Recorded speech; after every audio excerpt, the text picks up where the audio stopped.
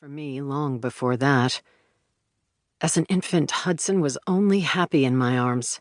In his toddler years, he remained glued to my side. Even in early elementary school, he followed me around, his sticky hands always reaching for mine. But around the time Hudson turned 9, things started to take off for my band, Flight of Hearts. I was gone a lot, and in that time, Hudson grew more attached to his dad. I couldn't blame him. Just hoped that one day he would understand why I missed his 8th grade graduation, his junior prom. Ambition comes at a cost, especially unfairly to working mothers. But since Darren died 5 years ago, Hudson and I have rarely spoken, and he's only been home a handful of times. It's like the mutual connection between us was severed. Or maybe my inability to stay settled at home affected Hudson in its own way. I've never stopped missing my little boy, though. The one who would sit close to me on the couch, one hand on my arm, as if preventing my escape. And now he's here. I need him, and he's come running. Well, sure, he probably has nowhere else to go, Kendra had said to me a few days ago, a hint of bitterness in her tone. I usher Hudson inside, my hand lifting, itching to rest on his back. But I fight the urge, leaving it to hover a few inches away.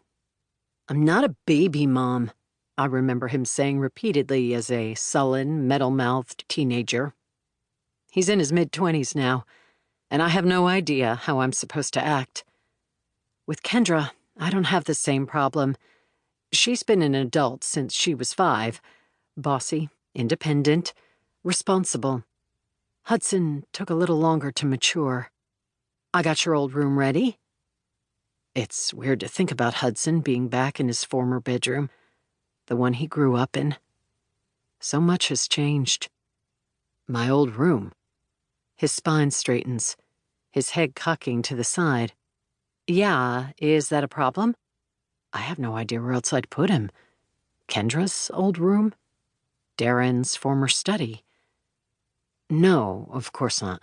He runs a hand through his hair, and I catch the edge of a tattoo circling his upper right arm. I can't make out what it is, though. It's just been a while, I guess. When he makes his way up the stairs, my instinct is to trail after him, but I stop myself. Wrapping my arms around my body, I lean against the wall, watching his back as he climbs the steps. Hudson has never been a big talker. His sister is.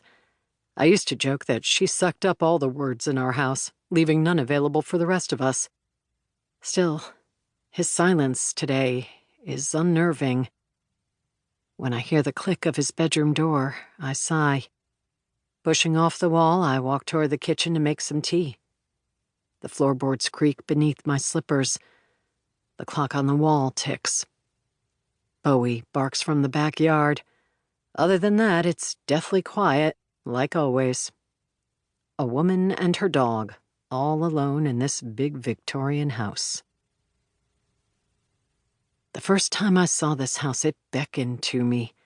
A whisper, an outstretched arm, the curl of a finger, bony but elegant.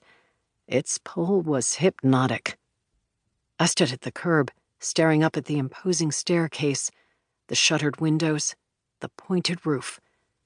It reminded me of my grandma, not because she had a house like this, but because she was strong, tall in stature, and had a presence that overshadowed everyone around her. That was this house. The surrounding homes were lower, at street level, with only a few steps leading up to a small porch. This one sat high above them, more than a dozen steps leading up to a large wraparound porch. None of the other homes had the personality this one did. Can you imagine the stories this house holds? I whispered under my breath, the words coming out in white puffs that disintegrated in the air like cigarette smoke. Without a word, Darren put his arm around me, steadying me as we made our way up to the front door, the cold January air enveloping us.